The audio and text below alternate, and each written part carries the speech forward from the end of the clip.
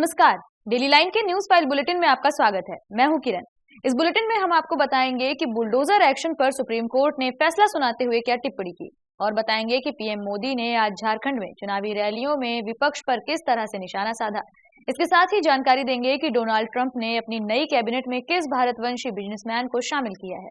लेकिन उससे पहले नजर आज की हेडलाइंस पर। बुलडोजर एक्शन पर सुप्रीम कोर्ट ने सुनाया फैसला, कहा अधिकारी जज नहीं बन सकते, मनमाना रवैया बर्दाश्त नहीं किया जाएगा। पीएम मोदी ने झारखंड के देवधर और गोड्डा में की चुनावी रैली, कहा बीजेपी एनडीए का एक ही मंत्र, हमने झारखंड बनाया हम ही संवारेंगे। उद्धव की नाराजगी पर फडणवीस का जवाब, कहा बैक चेकिंग में कुछ गलत नहीं, कुछ लोगों को तमाशे की आदत। सलमान शाहरुख के बाद अब भोजपुरी एक्ट्रेस अक्षरा सिंह को मिली धमकी, 50 लाख की मांगी रंगदारी, पुलिस में की शिकायत। ट्रंप कैबिनेट में भारतवंशी विवेक रामास्वामी को मिली जगह, मस्क के साथ संभालेंगे बड़ी जिम्मेदारी। चर्चा करेंगे खबरों की विस्तार से। रुख करेंगे पहली खबर की ओर। सुप्रीम कोर्ट ने बुधवार को बुलडोजर एक्शन पर बड़ा फैसला सुनाया है। कोर्ट ने कहा कि अधिकारी जज नहीं बन सकते, वे ये तय न करें कि दोषी कौन है। अधिकारियों को अपने अधिकारों को गलत तरीके से इस्तेमाल करने की इजाजत कतई नहीं दी जा सकती। सुप्रीम कोर्ट ने 15 गाइडलाइंस भी जारी की हैं। जस्टिस BR गवई और जस्टिस KV विश्वनाथन की पीठ ने बुलडोजर एक्शन मामले पर फैसला सुना दिया है। सुप्रीम कोर्ट ने कहा कि आरोपी या दोषी का घर नहीं गिराया जा सकता है, ये किसी भी कीमत पर कबूल नहीं है। कोर्ट ने अपने फैसले में कहा कि अपना घर हो, अपना आंगन हो, इस सपने में हर कोई जीता है। इंसान के दिल की यही चाहत होती है कि एक घर का सपना कभी न छूटे। सुप्रीम कोर्ट ने कहा कि इस मामले में मनमाना रवैया बर्दाश्त नहीं किया जाएगा। अधिकारी मनमाने तरीके से काम नहीं कर सकते। बगैर सुनवाई आरोपी को दोषी करार नहीं दिया जा सकता। मालिक को नोटिस दिए बिना ध्वस्तीकरण की कार्रवाई भी नहीं की जा सकती। रुख करेंगे अगली खबर की ओर।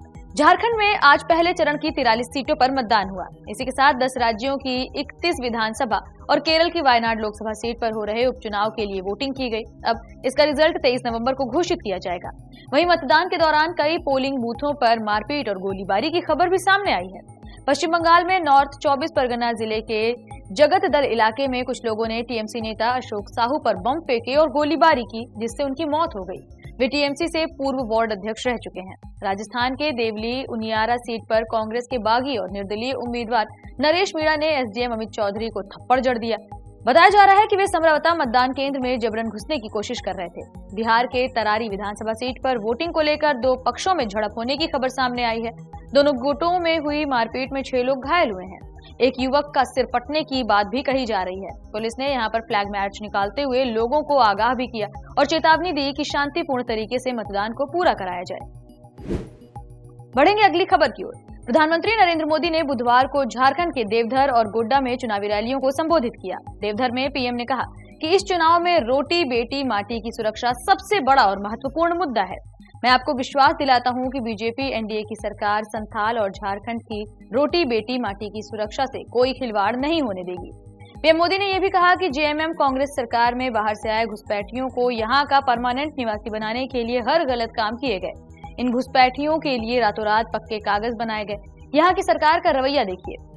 जेएमएम सरकार ने कोर्ट में कह दिया कि झारखंड में कोई घुसपैठ ही नहीं हुई। बीजेपी एनडीए का एक ही मंत्र है, हमने झारखंड को बनाया है हम ही संवारेंगे। वहीं गोड्डा में पीएम ने कहा कि झारखंड में सरकार बनते ही गोगो दीदी योजना शुरू करेंगे। हर महीने हजारों रुपए बहनों के खाते में आना शुरू हो जाएंगे। बढ़ेंगे अगली खबर की ओर। महाराष्ट्र में 20 नवंबर को विधानसभा चुनाव होने हैं। उससे पहले चुनाव आयोग राज्य में चेकिंग अभियान चला रहा है। बड़े नेताओं के बैग और हेलीकॉप्टर की चेकिंग की जा रही है। इसी बीच आयोग के अधिकारियों ने शिवसेना उद्धव गुट के अध्यक्ष उद्धव ठाकरे के अलावा केंद्रीय सड़क परिवहन मंत्री नितिन गडकरी, महाराष्ट्र के उप मुख्यमंत्री देवेंद्र फडणवीस और एनसीपी प्रमुख अजित पवार के बैग की भी तलाशी ली। केंद्रीय सड़क परिवहन मंत्री नितिन गडकरी के बैग की चेकिंग लातूर में की गई, जब वे औसा विधानसभा से बीजेपी उम्मीदवार अभिमन्यु पवार का प्रचार करने पहुंचे। बीजेपी ने फडणवीस का वीडियो बुधवार को जारी किया। 5 नवंबर को कोल्हापुर में देवेंद्र फडणवीस के बैग की चेकिंग की गई। अजित पवार ने खुद वीडियो जारी करते हुए बताया कि चुनावी अभियान के दौरान चुनाव आयोग के अफसरों ने उनका बैग चेक किया। 12 नवंबर को उद्धव ठाकरे के हेलीकॉप्टर की तलाशी ली गई थी। वहीं 11 नवंबर को यवतमाल के बनी एयरपोर्ट पर भी उनके बैग की जांच की गई थी। इस पर उद्धव ठाकरे अधिकारियों पर भड़क गए और उन्होंने कहा कि मोदी के बैग की चेकिंग का वीडियो मुझे चाहिए। उद्धव की नाराजगी पर फडणवीस ने कहा कि बैग चेकिंग में कुछ भी गलत नहीं है, कुछ लोगों को तमाशा करने की आदत होती है। अजित पवार ने कहा कि कानून का पालन करना और अधिकारियों का सहयोग करना जरूरी है। रुक करेंगे अगली खबर की ओर। अभिनेता सलमान खान और शाहरुख खान के बाद अब भोजपुरी एक्ट्रेस अक्षरा सिंह को जान से मारने की धमकी मिली है। उन्हें रंगदारी के लिए धमकी भरा कॉल किया गया और जान से मारने की धमकी दी गई। ये मामला 11 नवंबर का बताया जा रहा है। उन्हें देर रात 2 बार धमकी भरे कॉल आए, जिसमें उनसे 50 लाख रुपए की रकम मांगी गई। इसके साथ ही कॉल करने वाले ने कहा कि अगर 2 दिन के अंदर ये रकम नहीं दी गई तो अक्षरा को जान से मार दिया जाएगा। अक्षरा सिंह ने मामले की गंभीरता देखते हुए पुलिस से शिकायत की है। एक्ट्रेस अक्षरा सिंह ने पटना के दानापुर पुलिस स्टेशन में शिकायत दर्ज कराई है, जिसके बाद पुलिस ने मामले की जांच शुरू कर दी है। थाना प्रभारी ने बताया कि जैसे ही जांच पूरी होगी, उचित धाराओं में केस दर्ज करते हुए आरोपी की गिरफ्तारी की जाएगी। बढ़ेंगे अगली खबर की ओर। अमेरिका के नवनिर्वाचित राष्ट्रपति डोनाल्ड ट्रंप अब सरकार चलाने के लिए अपनी नई टीम का गठन करने में जुटे हुए हैं। ट्रंप ने टेस्ला चीफ एलन मस्क और भारतवंशी उद्योगपति विवेक रामास्वामी को अपनी कैबिनेट में शामिल किया है। ट्रंप कैबिनेट में शामिल करते हुए एलन मस्क और विवेक रामास्वामी को बड़ी जिम्मेदारी सौंप रहे हैं। मस्क और Ramaswamy department of government efficiency विभाग का नेतृत्व करेंगे। इसके साथ ही ट्रंप एलन मस्क को सरकारी खर्च पर निगरानी रखने के लिए चुनावी वादों को भी पूरा करेंगे। आपको बता दें कि डिपार्टमेंट ऑफ गवर्नमेंट एफिशिएंसी एक नया विभाग है जो सरकार को बाहर से सलाह देगा।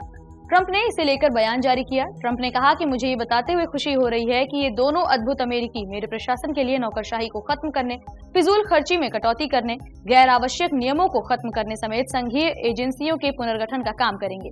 ये हमारे सेव अमेरिका एजेंडे के लिए आवश्यक है। फिलहाल इस बुलेटिन में इतना ही। देश और दुनिया से जुड़ी तमाम खबरों से अपडेटेड रहने के लिए बने रहिए डेली लाइन के साथ।